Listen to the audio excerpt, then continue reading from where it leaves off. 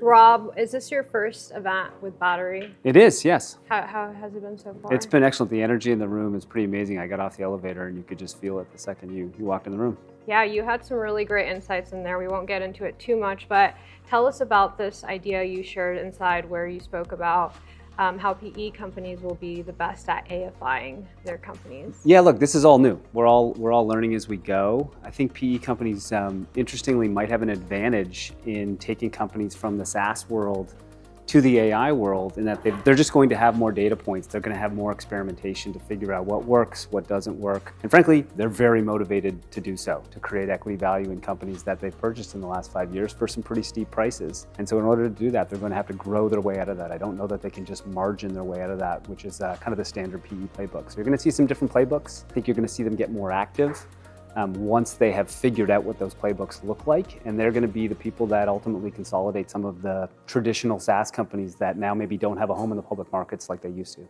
With all that considered, are you optimistic about the next 2 to 3 years, or do you think we've kind of reached the peak of the bubble, the so-called bubble? Look, I don't know when the market will roll over or when we will reach the peak.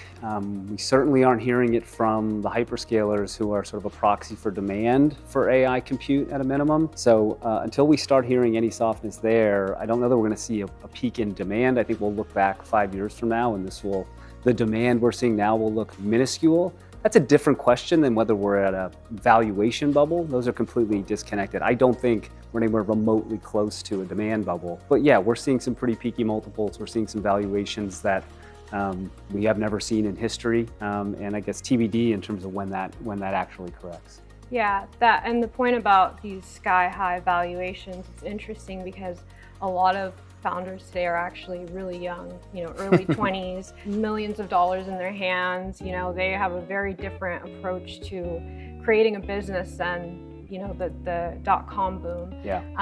What are your thoughts on, what's happening in the early stage market and just generally like maybe a tip or two for these young founders? There's a lot to learn for young founders. I think we have this sense that because of AI coding agents, you can build a product faster than ever, by an order of magnitude faster, and your customers can start buying it. I think one of the things that may be underestimated or unappreciated, particularly by some of the younger folks who haven't been through this before, is that products are not companies. Human beings make up companies. And so learning to be a manager, learning how to build a sales force, learning how to adapt, all that stuff are just kind of the basic old rules of building good companies with good cultures as well. So I think this evolving from product to company to durable, iconic company is going to be incredibly important. I think particularly in this era, companies are becoming so valuable so fast that the buyer universe is actually quite small. And so if you don't build for the long term, and you're going to have to be a long-term company because the buyer universe is quite small, you're going to see companies sort of asymptoting growth and really run at a headwind. And what's interesting too about the current landscape, I mean, I'm based out of San Francisco, so you see a lot of that hype there, right? Sure.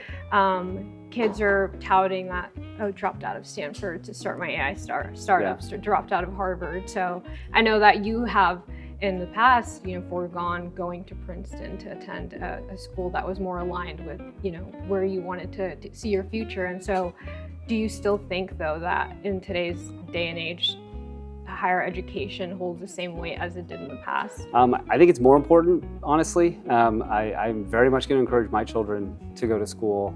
I think intelligence, some measure of intelligence, some baseline, very high level of intelligence is going to be a commodity. It almost already is. I think understanding history, understanding people, I think those understanding creativity and being around other creative people and testing ideas as a young person, learning how to socialize. I don't know if you have kids, but kids stare at their phones today. They don't talk to each other. I think college, just spending more time in an environment like that is going to teach you lessons that are probably hard to quantify today or at a young age, but that pay off massively as you get older and start to have to take responsibility for running a company. I know that we just talked about the new age founders.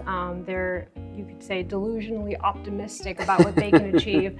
And something that you've spoken about before is, the imposter syndrome you experience going from your background, which is not in banking, to where you are today. So how has that experience shaped how you show up at work? Yeah, look, I think one thing I see with founders that I'm incredibly impressed with, particularly young ones, is they talk to each other a lot. Even though they're young and they're new to many of the industries they're in, they're learning from each other very rapidly. They're building mentorships with folks who've seen this before, particularly with their investors or with other CEOs. So I think they're hungry to learn. I think that I've taken that with me my whole career, and I would just, number one thing I do, I am reminded of every day is just how humble one needs to be. You can't know everything. In this world, you certainly don't know what's going to happen next week, let alone next year. And you walk every day, I walk in a room, I talk to the CEOs of the most interesting companies in the world. Being open to learning and really just appreciating the fact that you get to be in the room and get to learn from these people and occasionally hopefully share something with them that they don't know that's helpful to them.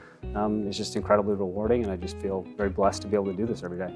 Earlier during your panel, you spoke about how the time we're experiencing today is, resonant of the Gilded age. Can you tell us a little bit more about what that means? Yeah, look, we've got, I think, the top 7 companies in the world today as we stand here are worth $23 trillion.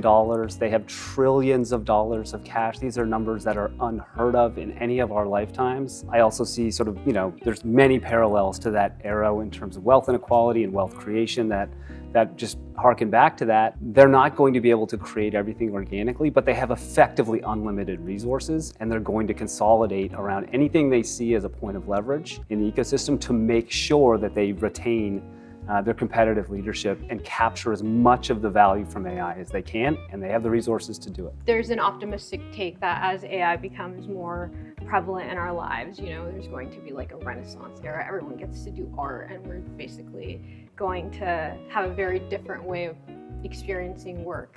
Would you say that's like something that you've come across and have any thoughts on it? I certainly hope so. Yeah. I'm hopeful for that. I'm also cognizant we're probably going to be living in revolutionary times. I don't think you go through transitions like this in terms of what work means and what people do and who gets the spoils of that without breaking some things along the way. If that means, I think we are going to see an absolute flourishing of creativity. Both of my children are dancers. I talk to them all the time about ways in which world models, robotics are going to start to become part of their art form. I don't know what that looks like, but I can't wait to see it.